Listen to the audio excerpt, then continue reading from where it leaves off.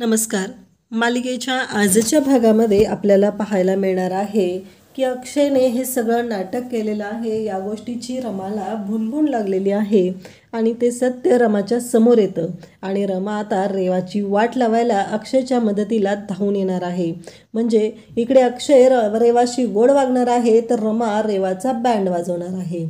तर इकडे अभि आणि रमाकांत घरी आलेले आहेत आणि मग अभि सांगू लागतो. अक्षय खूप समजूत घालत होता. मग अक्षय त्याला जे काय बोललेला असतो त्या सगळ्या गोष्टी इथे अभि सगळ्यांना सांगत असतो. अक्षयने आम्हाला प्रॉमिस केलं, अक्षयने आम्हाला सांगितलं की काही झालं तरी या घरातल्या प्रत्येक गोष्टीवरती आमचाही तेवढाच अधिकार आहे.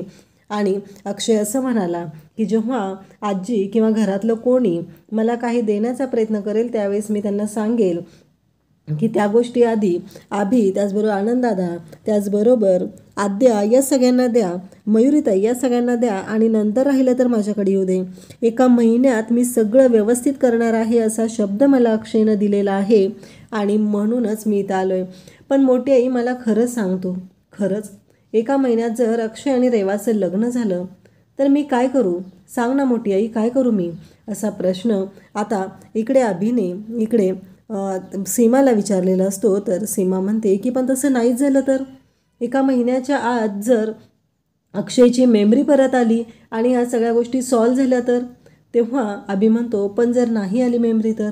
तेव्हा सीमा म्हणते तू असा विचार कशाला करतोय? तुला अक्षयने 1 महिन्याचा दिलाय ना कालावधी, सगळं तो सुरळीत करणार आहे ना, मग बघूया ना काय होतंय, असं ती बोलत असते. आणि मग अभि सांगत असतो की अक्षयने हात जोडले, आम्हाला खूप वाईट वाटलं, आम्ही पण एवढे निर्दयी नाहीत ग. कारण अक्षय म्हणालेला असतो की तुम्ही तुमच्याबरोबर अर्थाची का फरफट करताय, अर्थाला का त्रास देताय, अर्थाच्या सोबत का चुकीचं वागताय, हे सगळं बोललेलं असतं. त्यानंतर आपल्याला पाहायला मिळतं की हे सगळं जेव्हा चालू असतं तेव्हा मात्र इकडे अक्षयला खूप छान वाटत असतं. कारण अक्षय आता रमाचा बड्डे सेलिब्रेट करण्यासाठी सज्ज झालेला असतो आणि इकडे सीमाने पण आता सांगितलेलं आहे की काळजी करू नकोस अभि, सगळं व्यवस्थित होईल असा शब्द सीमाने दिलेला आहे. आणि सीमाला असं वाटत आहे की अक्षयची मेमरी परत येणार आणि मग अक्षय सगळ्यांच्या समोर सगळं सत्य आणणार आहे, हे सीमाने सांगितलेलं आहे. त्याचबरोबर आपल्याला पाहायला मिळतं की सीमा त्याचबरोबर घरातील सर्वजण एवढे छान राहत आहेत. रमाला पण सगळेजण आता सीमा वगैरे सगळेजण छान बोलत आहेत. पण रमाने आता सज्ज झालेली आहे, ती म्हणजे हे सगळं जे काही कारस्थान रेवाने रचलेलं आहे त्याचा तिथे पर्दाफाश करण्यासाठी. तर आता इकडे बंकीन आलेले आहेत, त्यांना भेटायला रमा हॉटेलमध्ये आलेली आहे. तिथे तिच्यासाठी म्हणजे तिचा बड्डे आहे हे जेव्हा कळतं म्हणून तिथे बड्डे सेलिब्रेशन केलं जात असतं. तिच्या बड्डेसाठी केक वगैरे पार्टी, त्याचबरोबर बंकीन तिला घेऊन जातात आणि म्हणतात की चल आपण डान्स करूया. आणि मग रमा आणि बंकीन दोघंही डान्स करायला जातात. रमाला मात्र कळतच नसतं की हे बंकीन असं का वागत आहेत, म्हणजे कोण आहेत हे, आणि एवढं वयस्कर म्हातारं आहे आणि मग हे असं का वागतंय. रमाने अजून तरी त्याला ओळखलेलं नसतं की तो वेश बदलून आलेला अक्षय आहे. रमाच्या ही गोष्ट मात्र लक्षात आलेली नसते. फक्त रमाला अनेक प्रश्न पडलेले असतात की हे नक्की कोण आहेत आणि यांचं काय चालू आहे नक्की, हा अनेक प्रश्न तिच्या डोक्यात असतात. आणि ते मात्र रमाला म्हणत असतात की चल केक खा. रमाला ते बोलत असतात, रमाला सांगत असतात की हे सगळं जे काय आहे ना हे छान एन्जॉय करायचे आहेत, आपल्या आयुष्यातल्या ज्या लाईफ असते ना ती मस्त अशी एन्जॉय करायची आहे असं ते रमाला सांगत आहेत. आणि रमाला म्हणत आहेत की केक खा. रमा मात्र खूपच चिडचिड करत असते, रमाला ह्या गोष्टी पटत नसतात. रमा म्हणत असते कोण आहे हा माणूस, एकतर माझ्या आयुष्यामध्ये इतके सगळे प्रॉब्लेम चालू आहेत, मला अक्षयबरोबर यांच्याबरोबर माझा बड्डे सेलिब्रेट करायचा होता आणि हा माणूस येऊन कोण पडला इथं. आणि तेवढ्यात रमाचं लक्ष जातं.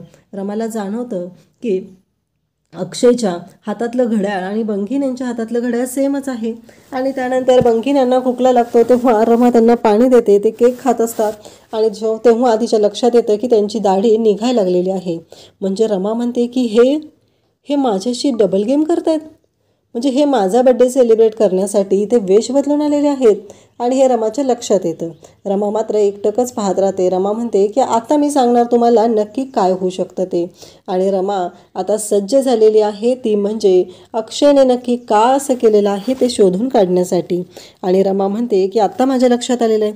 अक्षयकडे एकटक पाहत असते तेव्हा अक्षयला डाऊट येतो तो म्हणू लागतो की ही माझ्याकडे अशी का पाहते, म्हणजे नक्की काय प्रॉब्लेम आहे, असं काय झालं आहे, असा विचार अक्षयच्या डोक्यात आलेला असतो. आणि मग पुन्हा तो रमाला म्हणतो की चल डान्स करूया, असं म्हणत रमाला तो डान्स करायला फोर्स करत असतो. परंतु रमा मात्र डान्स करण्यासाठी तयार होत नाही. रमा म्हणते की नाही. मग बंकिम स्वतःच जातो, डान्स करू लागतो. आणि इकडे रमा विचार करत असते की हे वेश बदलून का आलेत माझा बड्डे सेलिब्रेट करायला, हे घरी माझ्याशी वेगळं वागतात, इवन प्रत्येक वेळेस ह्यांचं वागणं वेगळं असतं. तिकडं त्या रेवाशी हे गोडगोड बोलत आहेत आणि इकडं माझ्याशी हे असं काय झालं आहे नक्की, हे सगळं बोललं जात असतं. तेव्हा रमा विचार करत असते नक्की कशामुळं अक्षय असं का वागत आहे. तर हे सगळं जेव्हा लक्षात येतं तेव्हा रमाला मात्र प्रश्न पडलेला असतो की अक्षय असं का वागत आहे. आणि त्या गोष्टीचा शोध रमा घेत असते. रमाला विचार करत असते की नक्कीच यामागं यांचा काहीतरी चांगला हेतू आहे, म्हणून तर हे अशा पद्धतीने वागत आहेत. कारण हे नक्की मला कळत नाही की काय. इवन ते शुद्धीवर आले तेव्हाही त्यांनी फक्त रेवा रेवा रेवा केलं आणि आताही त्यांचं तेच चालू आहे. काय असेल यामागं उद्देश, हा प्रश्न रमाला पडलेला असतो. रमा त्याच गोष्टींचा विचार करत असते. आणि इकडे अक्षय मात्र एकटाच जाऊन नाचत असतो. तो पुन्हा येतो आणि पुन्हा म्हणतो की पाणी आणि पाणी आणि सपोर्ट एवढं बोलत असतो. पण रमा काही त्याला पाण्याचा ग्लास देते फक्त, पण त्याला काही सपोर्ट देत नाही. त्याला म्हणते की ठीक आहे, हे पाणी पण तुम्हीच प्या, असं म्हणत रमा त्याला ते पाण्याचा ग्लास देते. तिचा पाण्याचा ग्लास पण त्याला प्यायला सांगते. अक्षय म्हणत असतो ही माझ्याशी असं काय बघते, म्हणजे हिला काय प्रॉब्लेम आहे का, हिला कळलं की काय. तेव्हा रमा मात्र एकटक त्याच्याकडे पाहत असते. आणि तेव्हा रमा म्हणत असते की पण मला ना एक सांगायचं होतं की हा केक आहे ना तुम्ही जरा जास्तच खाताय, कारण तेवढा केक खाणं गरजेचं नाही आहे तुमच्या तब्येतीसाठी. तेवढ्यात रमाचा फोन वाजतो. रमा म्हणते की माझा फोन वाजतोय, असं म्हणत त्यांच्याकडून तो फोन तिची पर्स घेते आणि फोन उचलते. ती म्हणते अक्षय सरांचाच असेल, असं म्हटल्यानंतर पुन्हा ती म्हणते की नाही त्यांच्या आईचा फोन आहे. आणि मग म्हणते की बोला आई, असं म्हणत ती बोलायला सुरुवात करते. तेव्हा सीमा सांगते की रमा तू ये घरी, अगं अक्षय पोहोचेल तिथं, आता तो निघालेला आहे आणि तू नको काळजी करू. तेव्हा रमा म्हणते की हो अक्षय सर येणार आहेत ना, मग मी त्यांना भेटून मगच येते ना. तेव्हा सीमा म्हणते की त्याची काही गरज नाही आहे, तू निघ तिथून, आता झालंय का, तू निघालीस तरी चालेल, असं सगळं चालू असतं. तेव्हा रमाला लक्षात आलेलं असतं की हा प्लॅनमध्ये आई पण यांच्यासोबत सामील आहेत, ही गोष्ट रमाच्या लक्षात आलेली असते. रमा बंकिम यांना सांगू लागते की अक्षय सर आता थोड्याच वेळात पोचतील, पण मी काय म्हणते मी पण इथं थांबते ना, म्हणजे अक्षय सर आल्यानंतर तुमची आणि त्यांची भेट घेते, असं पण माझा बड्डे आहे ना आज, मग त्यांना पण कळेल माझा बड्डे आहे ते, त्यापेक्षा मी इथंच थांबते.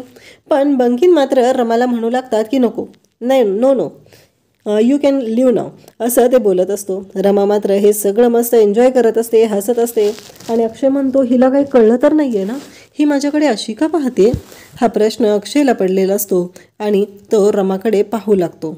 त्यानंतर आपल्याला पाहायला मिळतं की रमाचं हे सगळं बोलणं काय चालू असतं आणि अक्षय तिच्याकडे पाहत असतो. रमा म्हणत असते की मी इथंच थांबते. रमाला खरं तर अक्षयचा बँड वाजवायचा असतो, म्हणून तिचं हे सगळं चाललेलं असतं. पण अक्षय काही तिच्या हाती लागत नाही. अक्षय मात्र शांतपणेच ह्या गोष्टी हँडल करत असतो. अक्षय म्हणत असतो की यू कॅन गो, असं सांगून तो रमाला जायला सांगतो. रमा म्हणते ठीक आहे. मग पुन्हा हँडशेक करण्यासाठी हात हातात घेतला जातो आणि रमा तिथून निघत असते. रमा म्हणते की ते अक्षय सर आहेत ना खूप हावरट आहेत, ते ना केक खूप खातात, त्यांना पण सांगा काळजी घ्या म्हणून, जास्त केक खाऊ नका, चांगलं नाही आहे जास्त केक खाणं, असं ती सांगून जाते. तेव्हा मात्र इकडे रमा बाहेर येते आणि रिसेप्शनिस्ट रमाला गिफ्ट देतात आणि म्हणतात की तुमचा बड्डे होता ना, हे आमच्याकडून. रमा म्हणते त्याची काही गरज नाही आहे. तेव्हा ते म्हणतात की तुम्हाला छान वाटलं का सेलिब्रेशन, आज तुम्हाला आमच्याकडून जी ट्रीट मिळालेली आहे ती आवडली का. रमा म्हणते की हो खूप आवडली मला तुमच्याकडून दिलेली ट्रीट. आणि रमाला खरं तर खूप छान वाटलेलं असतं, छान असं बड्डे सेलिब्रेशन झालेलं असतं. रमा म्हणत असते की गिफ्ट यांच्याकडून मिळावं अशी मला आशा होती, पण ठीक आहे जाऊ दे, बाकीच्यांकडून तरी मिळालं आहे ना, ह्या गोष्टीचा रमाला आनंद झालेला असतो. आणि रमा ती गिफ्टची बॅग घेऊन आता तिथून निघू लागते. रिसेप्शनिस्ट तिच्याकडे पाहत असते. रमा मात्र खुश झालेली असते, आपल्याला गिफ्ट तर मिळालेलं आहे, एवढं सगळं छान आनंदाने होत आहे, मग ठीक आहे ना. रमाला आठवू लागतं की रमा आणि अक्षय दोघंही ते बोलत असतात, त्या दोघांनी एकत्र तिथे डान्स केलेला असतो, या सगळ्या गोष्टी रमाला आठवत असतात. आणि अक्षय तिच्याशी ज्या पद्धतीने बोलत असतो हे तिला आठवतं. रमा म्हणते की मी यांना विचारायला हवं होतं, पण पुन्हा ते म्हणू लागते की नाही, यांच्या डोक्यात काहीतरी वेगळा प्लॅन आहे, म्हणून यांनी ही गोष्ट माझ्यापासून लपवलेली आहे. त्यामुळं काही झालं तरी ह्यांना जेव्हा सांगायचं आहे ना तेव्हा ते सांगतील. इवन ते शुद्धीवर आले होते तेव्हा मी त्यांच्या समोर होते, तरीही ते फक्त रेवा रेवा करत होते आणि मला म्हणले की तू 2 वेण्यास ना, आणि पुन्हा म्हणाले की त्या रेवाची मैत्रीण ना तू. असं झालेलं होतं. त्याचबरोबर सगळ्यांना ते रेवाबद्दल विचारत होते.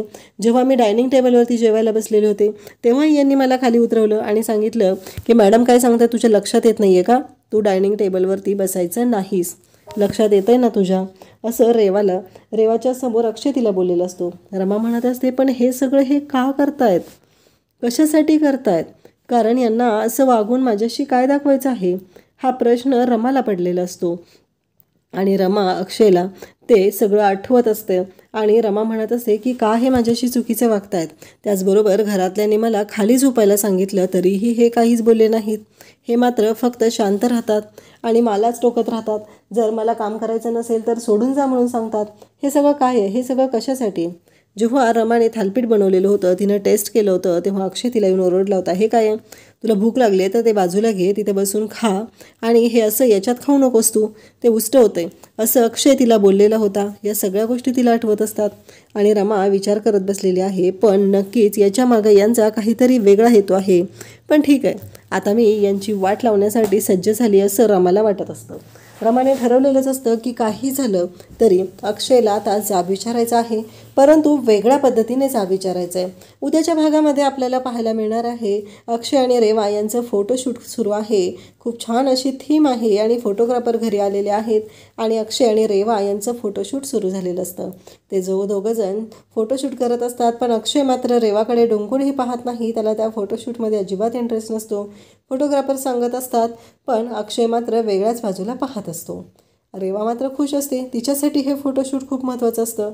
दुसऱ्याच्या नवऱ्याला तिनं चांगलंच बळकवलेलं असतं आणि हा रुबाब तिचा त्यांच्याच घरामध्ये चालू असतो. त्यानंतर रमा मात्र इकडे त्यांना लाडू हवे आहेत म्हणून लाडू बनवते. 2 लाडू फोडते, अगदी मिरची पूड घेते आणि म्हणते की आता ह्यांना गोड लाडूतून मिरचीच्या ठेच्याला लाल मिरचीची बुकटी टाकून तडका दिलेलंच खाऊ घालणार आहे.